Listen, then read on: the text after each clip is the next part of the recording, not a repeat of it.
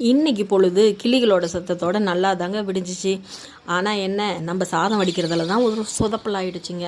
கிச்சனுக்குள்ளே நுழைஞ்ச உடனே thyroid tablet ஒன்று போட்டாச்சு. தட்டைப்பயிர் கத்திரிக்காய் போட்டு கூட்டு வச்சுட்டு குக்கரில் சாப்பாடு வைக்காதன்னு ஒரே திட்டுங்க. அதனால் சரி, இன்றைக்கி நம்ம தமிழக வரலாற்றில் முதல் முறையாக சாதம் வடிக்கலாம் அப்படின்னு சொல்லிட்டு சாதம் வடிக்க ரெடி பண்ணேங்க.